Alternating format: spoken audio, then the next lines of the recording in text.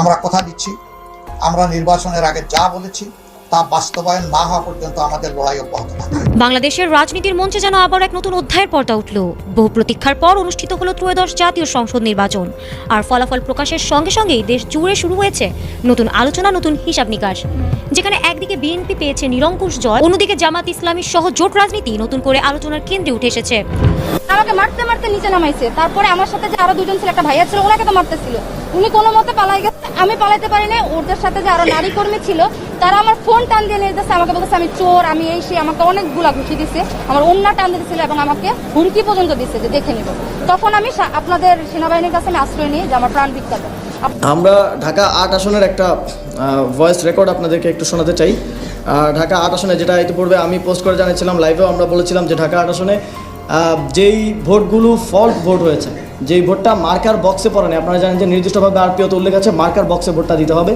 ভোটটা মার্কার নামের উপরে পড়লেও হবে না, কিংবা এর বাইরে পড়লেও হবে না। আমরা দেখেছি এর বাইরে খালি যে জায়গা আছে সেখানে সিল দেওয়া হয়েছে, সেই সিলকে ধানের শীষের পক্ষে করা হয়েছে, কাউন্ট করা হয়েছে। কাউন্ট করে সেটাকে বিবেচনায় নিয়ে ঢাকা ৮ আসনে এক ধরনের ফলাফল ঘোষণা করার চেষ্টা করা হচ্ছে। দর্শক শ্রোতা, দুর্নীতি করে ক্ষমতায় আসছে ধানের শীষ, এমন কথা বলতে আছে জামাতের আমির এবং সাধারণ জনগণ। দর্শক শ্রোতা, এমনটা কেন বলতে আসছেন যে তারা দুর্নীতি করে ক্ষমতায় বলে আসছে এবং লুটপাট করে দেশটাকে সরিয়ে নিবে এবং দেশটাকে লুটপাট করে খাবে? দর্শক শ্রোতা, এমনটাই কেন বলতে আছে দর্শক শ্রোতা, তা দেখতে পারবেন আজকের বিস্তারিত ভিডিওতে। দর্শক শ্রোতা, গুরুত্বপূর্ণ আরো একটি সংবাদে আপনাদেরকে স্বাগতম। শুরুতে ভিডিওর বিশেষ কিছু অংশ দেখে আপনি এতক্ষণ আজ করতে পেরেছেন আজকে আমাদের ভিডিওটা কতটা গুরুত্বপূর্ণ এবং ইম্পর্টেন্ট হতে চলেছে। তো আমরা গুরুত্বপূর্ণ ভিডিওটি দেখবো এবং শুনবো।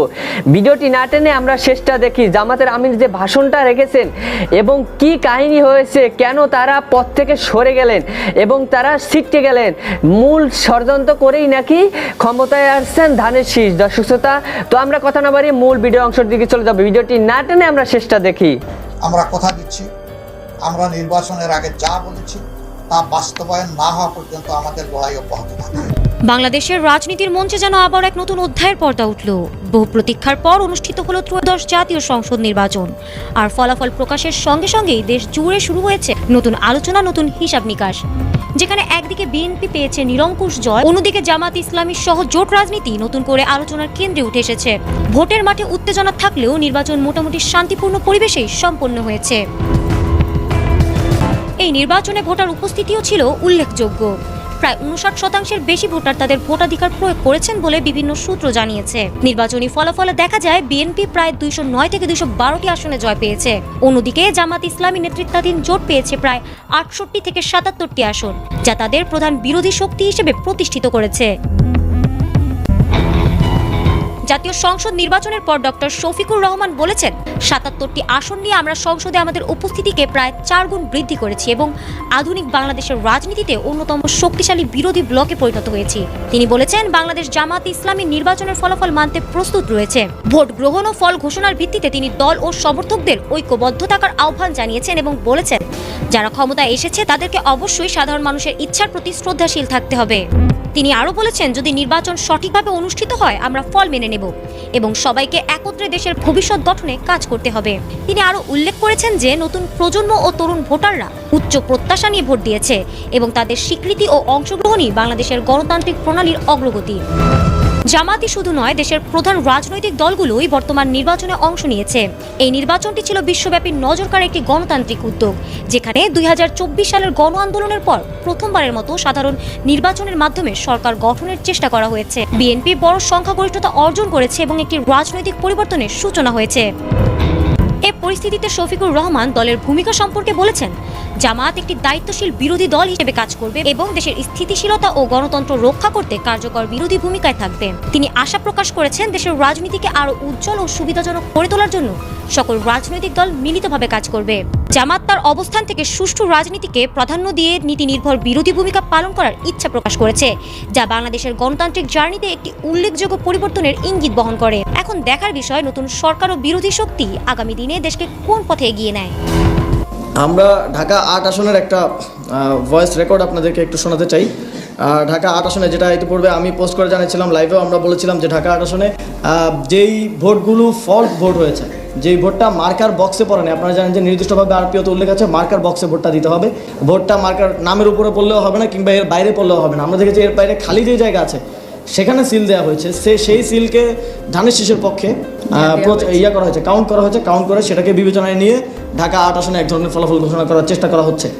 তো আমরা প্রথমে যখন রিটার্নিং কর্মকর্তার কাছ থেকে জানতে চাইলাম, তিনি বললেন যে তাকে ইসি সেক্রেটারি মৌখিকভাবে নির্দেশনা দিয়েছেন যে বক্সের বাইরের ভোটটাও ধানের শীষের বলে কাউন্ট করা যাবে। পরে আমরা ইসি সেক্রেটারির সাথে কথা বললাম, ইসি থেকে আমাদেরকে জানানো হলো যে তারা কোনো এ ধরনের নির্দেশনা দেন নাই, এটা প্রিজাইডিং অফিসার রিটার্নিং কর্মকর্তার সিদ্ধান্ত। তো তাহলে এই যে একজন থেকে আরেকজন এই যে বল পাস করার মতো চলছে, এটা স্পষ্টভাবে বোঝায় যে এখানে একটা ফলাফল ট্যাম্পারিং হচ্ছে। এবং আমরা এটার প্রমাণও পেয়েছি, যিনি ঢাকা 8 আসনের প্রার্থী তার ভাগ্নের একটা কল রেকর্ড আমরা পেয়েছি, সেখানে তিনি ঠিক একই কথাগুলো বলছেন, যে সেটা আমরা আপনাদেরকে একটু শোনাতে চাই। সকল বাতিল ভোট, আবার বলতেছি সকল বাতিল ভোট কিন্তু প্রেসিডেন্ট হোসেনকে চ্যালেঞ্জ করে এগুলো প্রমাণ করতে হবে। এগুলো কিন্তু খামখেয়ালি করলে হবে না। প্রার্থীকে নিয়ে কিন্তু সব জায়গায় দেওয়া সম্ভব না। একটা কেন্দ্রে আসছি সব জায়গায় দেওয়া সম্ভব না। তুমি আরো 2-1টা জায়গায় যেতে পারবে, কিন্তু আপনারা নিজ দেখতে বলি এজেন্টদের সাথে কথা বলেন, প্রেসিডেন্ট হোসেনকে বলেন, চ্যালেঞ্জ করেন, রিটার্নিং কর্মকর্তার সাথে কথা হয়েছে, সে বলছে এই ভোটগুলো কাউন্ট হবে, সাদা জায়গায় যে ভোটগুলো করছে ধানের পক্ষে কাউন্ট হবে, এগুলো জোর দিয়ে বলা লাগবে। জিনিসটা কিন্তু খামখেয়ালি করলে আমাদের সবার লস, আপনারও লস, আমারও লস। আমি আমাকে আসার চেষ্টা করতেছি কয়েকটা কেন্দ্রে, না পারলে প্লিজ আপনারা নিজ দেখতে কাজটা করুন। এই রেকর্ডটি আমরা পেয়েছি, যেটা প্রমাণ করে যে ভোটগুলো ফল্ট হয়ে গেছিল, বাতিল হওয়ার কথা, সেই ভোটগুলোকে ধানের শীষের পক্ষে ঢাকা 8 আসনে কাউন্ট করা হয়েছে। সুতরাং এই ভোটের পরিমাণ কত, সংখ্যা কত, এবং এই বাতিল ভোটগুলোকে কাউন্ট করে যখন তারা হেরে যাচ্ছিল, এই বিলম্ব করে বাতিল ভোটগুলোকে কাউন্ট করে প্রিজাইডিং অফিসারদেরকে, এই যে উনি বলছিলেন যে প্রিজাইডিং অফিসারদেরকে কাছে যান আপনারা, গিয়ে তাদেরকে রাজি করে এই বাতিল ভোটগুলো কাউন্ট না করলে আপনার লস, আমার লস। আমাকে মারতে নিচে নামাইছে। তারপরে আমার সাথে যে আরো দুজন ছিল, একটা ভাইয়া ছিল, ওনাকে তো মারতেছিল। উনি কোনো মতে পালাই গেছে, আমি পালাইতে পারি না। ওদের সাথে যে আরো নারী কর্মী ছিল, তারা আমার ফোন টান দিয়ে নিয়ে যাচ্ছে, আমাকে বলতেছে আমি চোর, আমি এই সেই, আমাকে অনেকগুলা ঘুষি দিচ্ছে, আমার ওন্না টান দিয়েছিল এবং আমাকে হুমকি পর্যন্ত দিচ্ছে যে ভেঙে দেবো। তখন আমি আপনাদের সেনাবাহিনীর কাছে আমি আশ্রয় নিই যে আমার প্রাণ বিখ্যাত, আপনারা প্লিজ আমাকে একটু সেফ ভাবে আমাকে দিয়ে আসেন আমার বুথে। আপনার প্রথমত হচ্ছে গিয়ে আপনার কিন্তু মানে পোলিং বুথে থাকার কথা না, আপনার কিন্তু এই এলাকাতেই থাকার কথা। আপনাকে মেরেছে, আই আন্ডারস্ট্যান্ড, আপনার কিন্তু লোকসান থাকার কথা না। ঠিক তেমনি বিএনপিরও ওদেরও এখানে এই লোকসান থাকার কথা।